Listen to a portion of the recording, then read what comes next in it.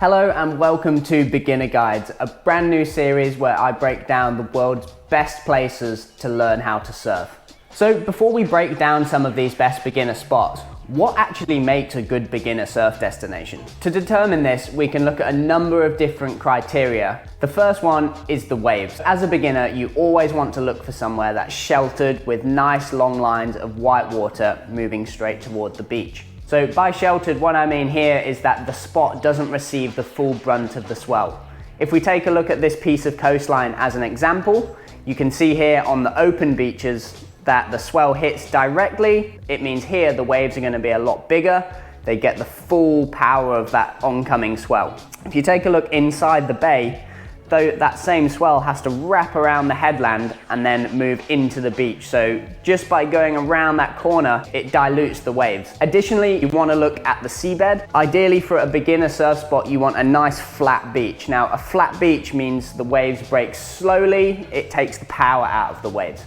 If you have a seabed which drops off all of a sudden, if you imagine the beach is like this and it goes down like that, what happens there is that the waves come out of the ocean and all of a sudden they stand up, they jack up and unload and fold over themselves. So this is not suitable for beginners.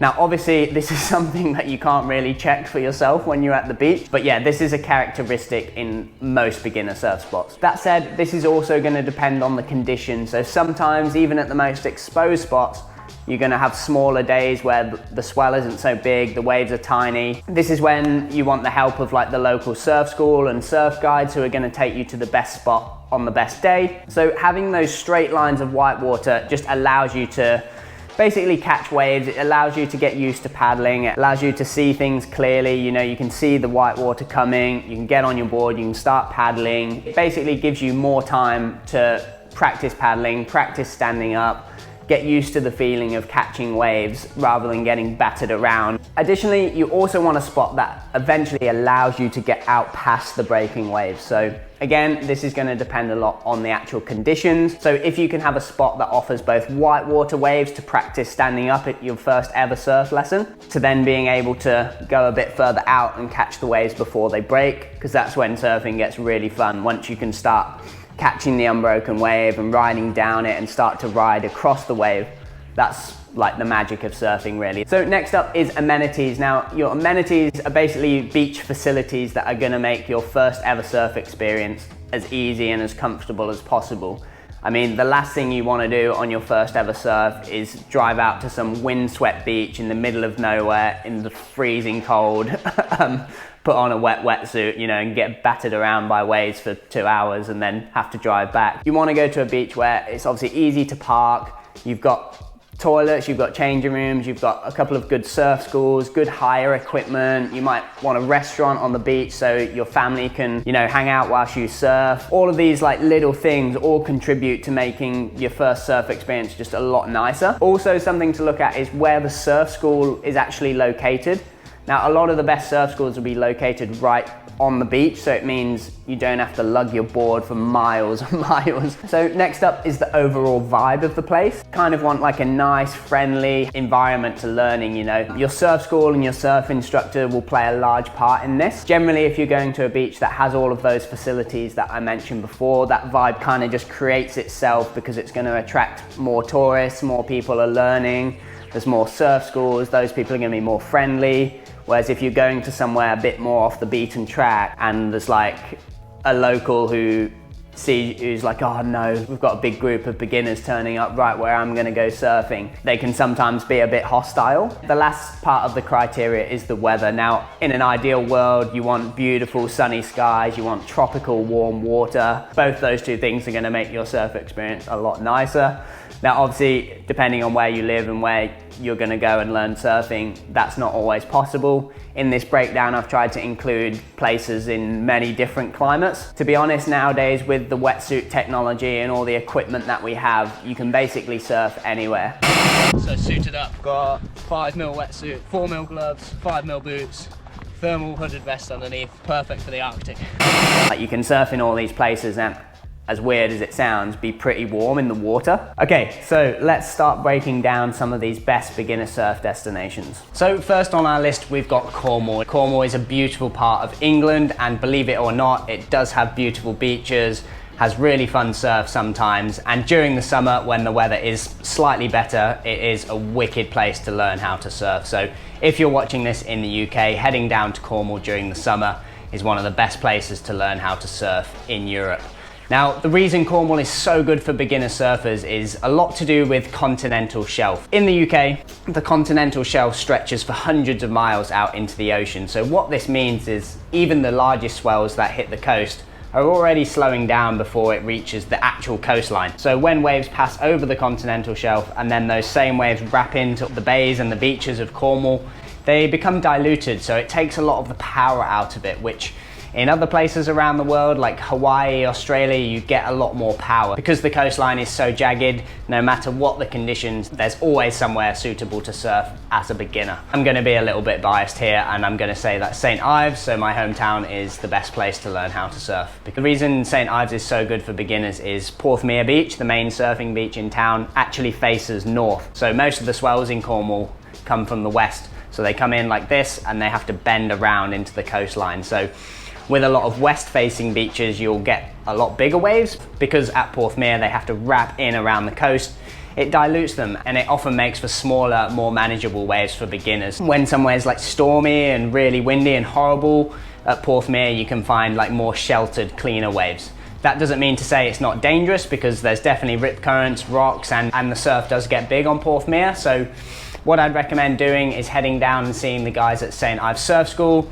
This is where I used to work for years before I started doing YouTube and traveling as much as I do now. But if you want to learn to surf in Cornwall, head down and see the guys at St. Ives Surf School, and they'll give you all the equipment and knowledge about what makes Porthmeor work and when to surf. Then around the coast, there's so many other different beaches. All of them on the right day, under the right conditions, are beautiful. You've got Sennen Cove down in the far southwest of Cornwall. You've got Pra Sands on the south coast. You've got Perranporth, Porthtowan, Newquay. So Newquay is probably the next largest town after St. Ives. Newquay's a pretty big town. It's not the nicest place in the world, but it's the most well known for surfing in the UK. It's where Fistral Beach is, it's where Watergate is, it's where they have the Boardmasters Festival. So because Fistral Beach faces west, basically always waves there. Next up, we've got Peniche in Portugal. Now, the reason I think Peniche is so good for beginners and basically for surfers of all abilities is because of the way the coast is shaped. So if we look at the map here, we've got Balial Beach. Now, Balial Beach, the swell comes in, hits the middle of the beach, and that's where you get the biggest waves. However, because of its shape, you'll see in the very far corner here, the swells get diluted. So even on the biggest swells, you'll get smaller waves in this corner. Now, this is where all of the Peniche surf schools and surf camps are based, and it's where they take all of their lessons in this little pocket. And yeah, it's just a really good place for beginners. You know, the weather's definitely a lot better than elsewhere in Northern Europe. Wicked place to check out. The cost of living is also slightly lower than it is elsewhere in Europe. And then if you're traveling with surfers who are more keen or more advanced than you, just around the coast, you've got Super Tubosh, a few other waves in the area as well, but Balial and Legid are really cool places to learn how to surf for the first time. And also, Balial allows for that progression. Let's say you're going on a 2-week surf camp. You can start off, you know, in the white water, in the corner, in the small, manageable waves, and then sort of like progress down onto the bigger waves. And again, there's just so many surf camps and surf schools in this area. And all of them, I'll leave links down in the description where you can check them out. So I just want to interrupt this video to let you know of something called book surf camps. Now, if you're not somebody who likes the organization and all the stress and management that comes with planning a surf trip, book surf camps make it really easy to make surf trips happen. So if you're a beginner and you want to head to any of the places that I mentioned in the video, head to book surf camps. They've got some wicked beginner camps in Portugal, Cornwall, Costa Rica, all of the places I mentioned today. And they just make it really easy to make your surf trip happen. A lot of the packages include your airport transfer, your accommodation, your food, your surf coaching, your surf equipment, and you can just book it in one easy click. So I'll leave links to some of the best surf camps in all of the destinations I mentioned in this video below. For now, let's get back to the video. Next up, we've got Montañita in Ecuador. Now, Montañita is a really popular surfing party, digital nomad town on the coast of Ecuador. Now, Ecuador's got amazing waves for all different abilities. There's loads of other cool stuff to see and do. You know, you're close to the Andes Mountains, you've got the Galapagos Islands. But if you're looking for somewhere to just learn how to surf, perhaps you're backpacking around South America, or you just want somewhere tropical, laid back and affordable, Montañita is a great place to learn how to surf. Now, the reason Montañita is pretty epic is just because of the shape of the beach. Now, the waves here are pretty mellow, so what you'll get is bigger waves breaking out the back, and then because the beach is long and flat, the waves break, roll in, and then on the inside of the same beach, you've got like nice rolling lines of white water, which if you're trying to stand up on a surfboard for the first time, that's exactly what you want. There's loads of cheap surf hostels where you can stay for less than 10 bucks a night. For more info on costs, check out my budget breakdown to Montañita, which I'll leave up there and also in the description. But yeah, it's a really cool place to check out. It's warm, accessible, you can stay right in town, and you've got those waves right out the front. Next up, we've got Mount Maunganui in New Zealand. So while New Zealand doesn't spring to mind as like a warm, nice, easy surf destination, Mount Maunganui on New Zealand's northeast coast is a beautiful part of the country. The reason it's so good for beginners is because the waves are consistently in that like 1 to 2 foot range. Additionally, it's also a lot sunnier than most other places in New Zealand. Reason being, you've got the Kaimai mountain range. Over on the west coast, they get a lot of big waves and a lot of weather, a lot of swell, a lot of wind. But by the time that same weather reaches the Kaimais, it kind of breaks up and disperses a little bit. So you've kind of got this little microclimate in Mount Maunganui. It's also a really popular town with backpackers, with travelers. It's quite lively, you know, you can go for nights out there. There's loads of places to stay right in town.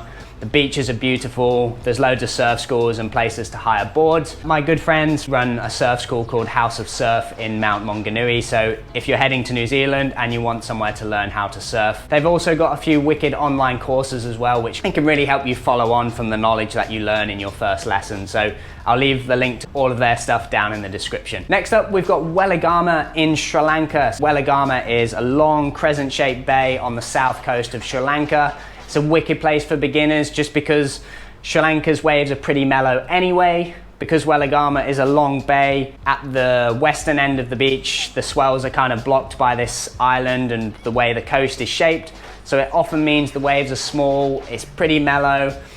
Along the beach, you've got loads of surf schools and hire shops where you can hire really good boards for, you know, $5 per hour, which is wicked. There's great surf coaches there, there's surf camps, surf hostels. It's just got really good infrastructure, and the water's so warm, you know, the weather's tropical. It's just one of the best places in the world to learn how to surf. You know, if you want somewhere just easy, mellow, warm, you really can't beat Sri Lanka. As well, in that area, you know, if you're kind of at that upper end of the beginner level and you're starting to progress towards intermediate, there's a few other wicked spots in that same area. Next up, we've got Canggu in Bali. Now, I mention Canggu in basically all of my videos because I really love it there. I think it's just got a bit of something for everyone. At Old Man's, which is one of the main surf spots in Canggu, it's actually a reef break, but because the reef is flat and the waves break really far out, you'll get big waves out the back, which can be good for mal riders, longboarders, and even shortboarders when it's really big. But on the inside of that, you've just got these rolling lines of white water, which are epic for beginners. It's also wicked when you start riding the unbroken wave for the first time. You've got a really easy like step up, I guess. So you've got really mellow white waters that are really easy to ride. And in kind of the same area, you've got the chance to catch unbroken waves. So yeah, it's just a really easy place to surf. As well, on the beach, so many different surf schools and places to hire boards as well. So it's just easy. Again, it's warm, it's accessible. There's also so many places to stay in Canggu. Really cheap, affordable surf hostels, surf camps, and more upmarket accommodation as well. Next on our list is the Gold Coast in Australia. Now, the Gold Coast is a beautiful part of the world. The town of Coolangatta specifically is known for its world-class waves. Waves like Snapper and D-Bar are really amazing waves on their day. They're also very, very crowded, and while these waves are mostly just suitable for advanced surfers, these same breaks on really small days are amazing for beginner surfers as well. You know, on a small day at Snapper Rocks, you've got beautiful like peeling right walls, which, you know, if you've kind of just stood up for the first time and you want to start trimming and riding unbroken waves, on any given day you can probably get the waves of your life here if you're just starting out. It's warm year round, a lot of sun, the water's blue, like crystal clear. It's really amazing part of the world. The surrounding beaches are also epic as well. You've got like Palm Beach, you've got Cabarita, all these places like up and down the coast. And as you'd expect for a surf obsessed nation like Australia, there's so much like learn to surf infrastructure there that it's just really easy to grab a board or take a lesson, and you've got all the surf schools in all of these different towns along the Gold Coast, and yeah, loads of different surf camps and surf hostels. I'd recommend probably staying in Coolangatta. It's probably the best place with the most going on. So finally, we've got Santa Teresa in Costa Rica. Now, another tropical surf paradise. Costa Rica is really popular with tourists and with surfers from all over the world, and that's for a reason, you know. It's tropical, it's got beautiful beaches, it's one of the safest countries in Latin America. It is quite pricey, so if you're on a budget, it's probably not the best place to head to. And all around the country, there's so many different things to see and do. It's got amazing nature, like waterfalls, volcano hikes, like wildlife. It's a really cool place to combine the non-surfing activities with some really nice, easy surfing as well. Now, all around Costa Rica, there's many different little surf towns. One of the best that I've found is Santa Teresa, which is on the Nicoya Peninsula in the north of the country. It's around a 5-hour drive from San Jose, the capital, but once you've made the mission, it's a beautiful stretch of white sand, mellow waves all along that same stretch. And Santa Teresa is basically just a long street with loads of accommodations and surf resorts down the length of it. Again, like a lot of places on this list, you've got big waves kind of breaking out the back, which are great for advanced surfers, whereas on the inside you've got like those lines of white water, which are wicked for beginners. You can stay literally across the road, wander out, hire a board, take a lesson. You know, you've only got to put boardies on or bikini on, and yeah, you're good to go. And then all around there, you're just looking back at this beautiful beach and like jungle, and there's a waterfall close by. It's just a really cool place to check out. So that sums up my guide to the best beginner surf destinations in the world. Any questions regarding these places, or if you're looking for somewhere closer to home, please comment down below. As well, if you've been to any other wicked beginner surf destinations, please let me know down in the comments. I hope you've enjoyed this video. Please like and subscribe if you have. For now, it's goodbye from me, and I'll see you in the next episode.